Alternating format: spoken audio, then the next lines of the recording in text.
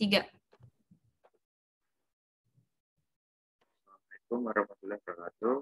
Kami dari kelompok 8 akan mempresentasikan mengenai teknik perlindungan. Saya sendiri, Ersantanur, akan presentasikan NIM 135-201 sebagai moderator dari. Saya Ahmad Ilham Rizky dengan NIM 135-200 sebagai pembawa materi. Saya Zara Amalia Wulandari dengan NIM 135-200-113 sebagai pembawa materi. Saya Jordina Tania dengan NIM 135-200-115 sebagai pembawa materi.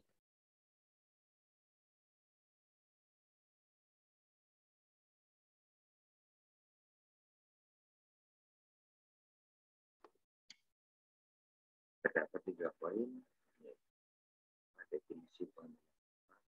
Poin kedua, hal yang perlu dapat diperhatikan dalam pengendalian hama. Dan poin ketiga, yaitu teknik-teknik pengendalian hama.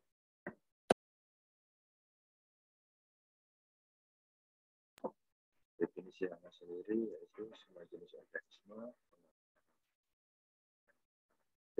dan dianggap merugikan dan tidak diinginkan kehadirannya dalam kegiatan perjalanan hama.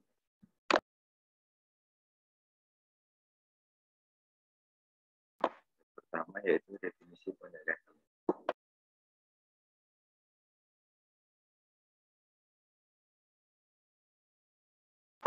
Dalam dunia pertanian, istilah hama sering dikonotasikan sebagai organisme pengganggu habitat, yaitu hewan. Misalnya adalah hama kutu, belalang, burung, dan lain sebagainya. Sementara penyakit sering diartikan sebagai bentuk kerusakan fisik tanaman yang disebabkan oleh organisme tidak kasat mata, yaitu bakteri dan jamur. Untuk mencegah kerugian atau tanaman dari kerusakan yang disebabkan oleh hama dan penyakit diperlukan tindakan pencegahan dan pengendalian secara tepat dan benar. Poin kedua yaitu pengelolaan hama.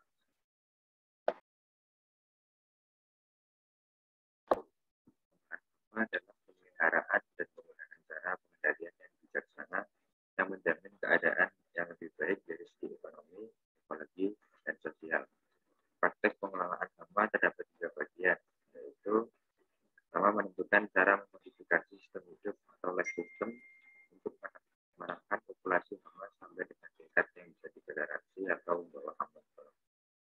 Yang kedua, menerapkan pengetahuan biologi dan teknologi masa kini untuk mencapai modifikasi yang dikehendaki dengan menerapkan ekologi atau ekologi terapan. Yang ketiga, merancang prosedur pengendalian yang sesuai dengan teknologi masa kini dan kompatibel dengan aspek ekonomi dan lingkungan hidup yang sehat dan kata lain secara sosial ekonomi dapat diterima.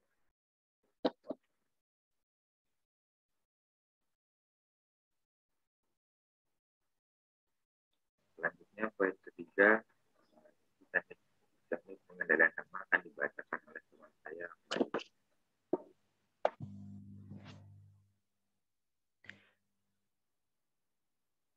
Kultur teknis merupakan pengendalian. Kultur teknis merupakan cara bercocok tanam yang bertujuan untuk mengolah ekosistem sedemikian rupa sehingga agrosistem tersebut tidak sesuai untuk perkembangan populasi hama. Terdapat 4 tujuan dari melaksanakan teknik pengendalian ini, yakni mengurangi kesesuaian agroekosistem, mengganggu keberlangsungan ketersediaan keperluan hidup hama, menjauhkan populasi dari hamparan pertanaman, dan mengurangi dampak kerusakan tanaman yang dibudidayakan.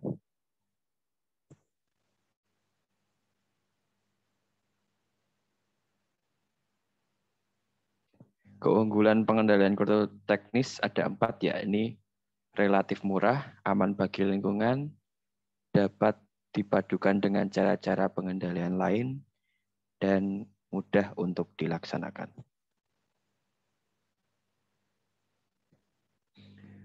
Berikut adalah macam-macam teknik pengendalian secara kultur teknis atau bercocok tanam. Yang pertama ada sanitasi, misalnya pembersihan sisa-sisa tanaman. Selanjutnya ada pengolahan tanah dan air, penggiliran tanaman. Yang keempat, pengaturan jarak tanam dan lokasi tanam. Yang kelima,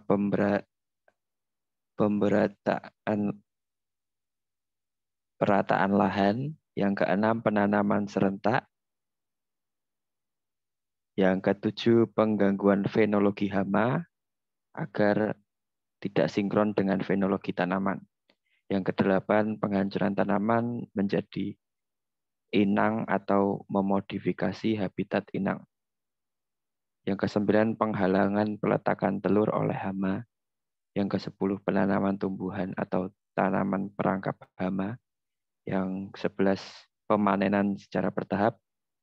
Dan yang ke-12, pengubahan toleransi inang.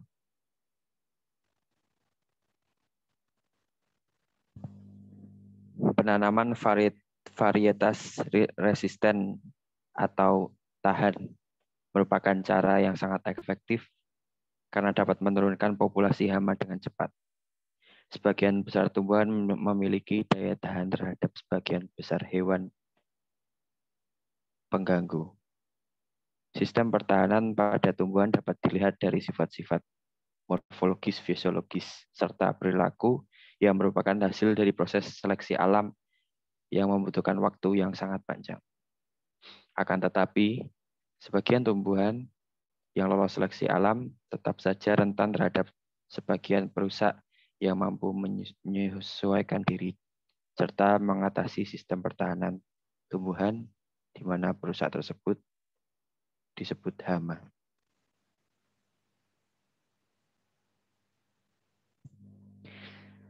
Tanaman memiliki senyawa kimia yang beragam, di mana senyawa tersebut digunakan untuk katalisator reaksi biokimiawi, proses pembentukan jaringan, serta sumber energi. Senyawa-senyawa tersebut disebut produk metabolik sekunder. Senyawa-senyawa metabolik sekunder dapat berdampak negatif bagi pertumbuhan dan perkembangan serangga. Senyawa-senyawa tersebut disebut juga antibiosis yang dihasilkan oleh tanaman sebagai bentuk mekanisme ketahanan yang aktif akibat adanya gangguan.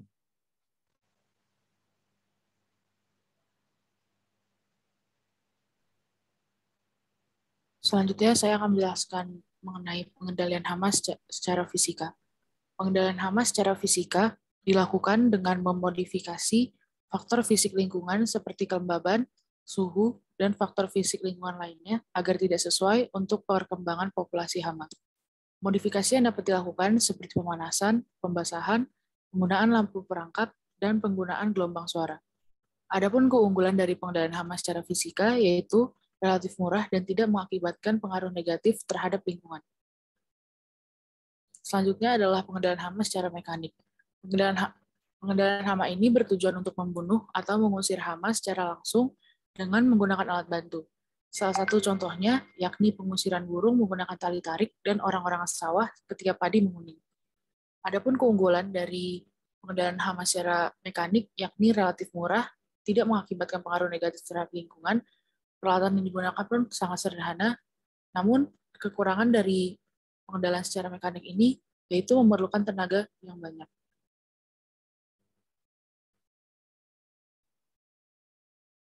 Selanjutnya adalah pengendalian hama secara biologis atau hayati.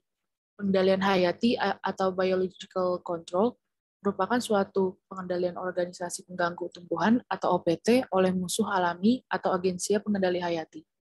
Pengendalian hayati diterapkan melalui agen pengendali hayati yang terdiri atas 3 kelompok, yaitu predator, parasit atau parasitoid, dan patogen hama. Para pakar pengendalian hayati umumnya membagi pelaksanaan pengendalian hayati ke dalam 3 metode. Yang pertama yaitu introduksi atau introduction. Dasar dari metode ini adalah mengidentifikasi musuh alami yang dapat mengendalikan populasi hama pada daerah asalnya dan memasukkannya ke daerah baru tempat terjadinya hama mengalami epidemi. Pada cara ini diharapkan musuh alami yang diintroduksi ke wilayah baru dapat berkembang biak dan secara permanen menurunkan populasi equilibrium hama menjadi di bawah arah suka ekonomiknya. Yang kedua yaitu augmentasi atau augmentation. Augmentasi sendiri adalah praktik pengendalian hayati yang dirancang untuk meningkatkan jumlah atau meningkatkan keefektifan musuh yang telah ada. Hal tersebut dapat dicapai dengan melepaskan musuh alami tambahan ke dalam sistem atau memodifikasi lingkungan sedemikian rupa sehingga jumlah individu atau keefektifan musuh alami meningkat. Perbedaan augmentasi dengan introduksi adalah pada augmentasi, musuh alami mungkin hanya bekerja pada periode waktu tertentu, misalnya 1 musim atau kurang. Selanjutnya adalah konservasi musuh alami. Tujuan dari metode ini adalah melindungi dan memelihara populasi musuh alami, terutama predator dan parasitoid yang sudah ada pada hamparan agroekosistem. Pada dasarnya, pendekatan ini memerlukan pengetahuan semua aspek biologis dari komunitas musuh alami yang antara lain meliputi jenis dan jumlah spesies yang ada, fenologi, dan dampak musuh alami terhadap ekosistem. Selanjutnya ada pengendalian hama secara kimiawi. Pengendalian hama secara kimiawi adalah tindakan untuk menekan populasi hama sampai pada taraf yang tidak merugikan secara ekonomis dengan menggunakan bahan kimiawi, baik yang berasal dari bahan-bahan nabati maupun yang dibuat secara sintetik. Bahan kimiawi untuk pengendalian hama serangga adalah insektisida, yang secara harfiah berarti pembunuh serangga. Tidaklah berlebihan apabila ada sementara pakar yang menggunakan istilah biosida atau biocide, yang berarti pembunuh makhluk hidup untuk menggambarkan sisi negatif bahan kimia ini.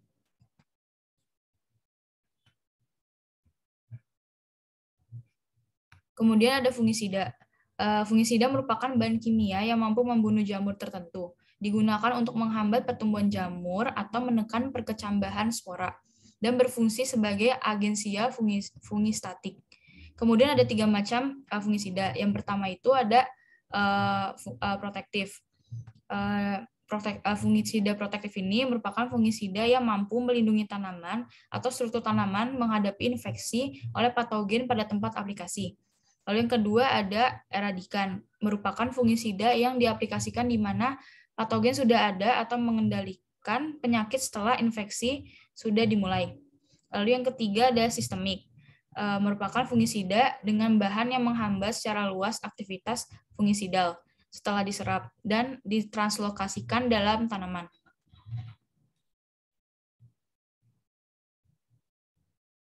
Kemudian ada contoh fungisida. Yang pertama ada Abado 50WP, merupakan fungisida berbahan aktif dimetomorf 50%, termasuk dalam fungisida sistemik dan protektif.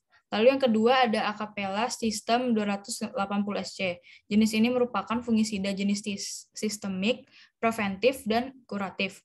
Lalu yang ketiga ada benzimidazole carboxylic acid anilide. Lalu yang keempat ada hudantoin morfolin organofosfat oxazolidin. Kemudian ada nematisida.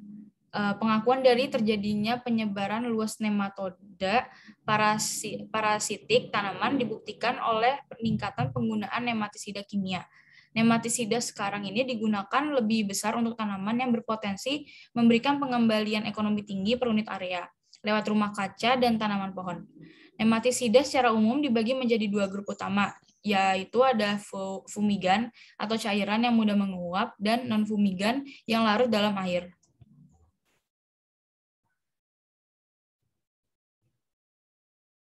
Selanjutnya ada pengendalian hama dengan regulasi.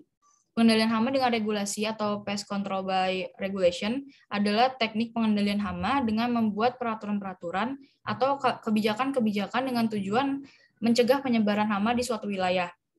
Kini mobilitas produk-produk pertanian dari suatu negara ke negara lain, dari suatu pulau ke pulau lain, atau dari suatu wilayah ke wilayah lain itu sangat tinggi. Nah, tingginya mobilitas produk-produk pertanian tersebut dapat diikuti dengan peningkatan penyebaran bibit penyakit atau patogen, lalu hama, gulma, ataupun spesies invasif. Kebijakan pertanian. Jadi peningkatan impor komoditas hortikultura diikuti dengan adanya introduksi hama atau penyakit tanaman baru yang sebelumnya itu tidak ada di Indonesia. Nah, pemerintah kemudian melakukan upaya pencegahan dengan mengeluarkan kebijakan pertanian dengan harapan mampu mencegah dan menghambat masuknya hama atau penyakit pertanian baru. Kebijakan tersebut tertuang dalam Permentan nomor 42 tahun 2012 tentang tindakan karantina tumbuhan untuk pemasukan buah segar dan sayuran segar ke dalam wilayah NKRI. Dan Permentan nomor 43 tahun 2012 tentang tindakan karantina tumbuhan untuk pemasukan sayuran umbi lapis segar ke dalam NKRI. Selain kebijakan pembatasan wilayah atau karantina tersebut, terdapat pula kebijakan embargo lengkap terhadap tanaman spesifik atau produksi. Salah satu penerapan embargo tersebut terjadi di Australia yang meliputi setiap impor umbi kentang dari Eropa dan buah dari New Zealand dan Amerika Serikat.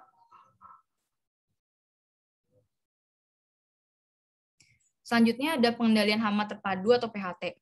PHT diartikan sebagai teknologi pengendalian hama yang pendekatannya itu berdasarkan ekosistem yang dalam keadaan lingkungan tertentu mengusahakan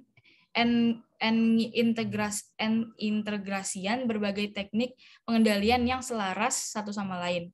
Pengendalian hama atau integrated pest control memiliki dua pendekatan, yaitu pendekatan ekologi, yaitu pemahaman tentang agroekosistem, dan pendekatan ekonomi, yaitu dengan mempertimbangkan efektivitas dan efisiensi. Nah, PHT dilatar belakangi oleh adanya laporan berbagai dampak negatif dari insektisida dalam pengendalian hama. Penerapan PHT ini muncul dan banyak pakar yang mengakui keunggulannya. Di Indonesia sendiri, PHT telah diwujudkan sebagai salah satu program nasional yang diawali oleh keluarnya Inpres nomor 3 tahun 1986.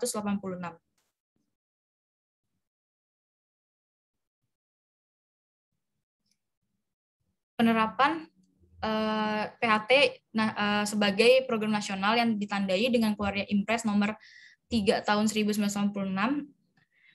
Dalam peraturan tersebut itu terdapat pelarangan penggunaan pestisida berspektrum luas pada pertanaman padi dan penetapan PHT sebagai strategi perlindungan tanaman di Indonesia. Nah, kebijakan penerapan sistem PHT di Indonesia diperkuat lagi dengan disahkannya Undang-Undang nomor 12 tahun 1992 tentang sistem budidaya tanaman. Dalam undang-undang tersebut disebutkan bahwa perlindungan tanaman dilaksanakan dengan sistem pengendalian hama terpadu yang merupakan tanggung jawab bersama antara masyarakat dan pemerintah.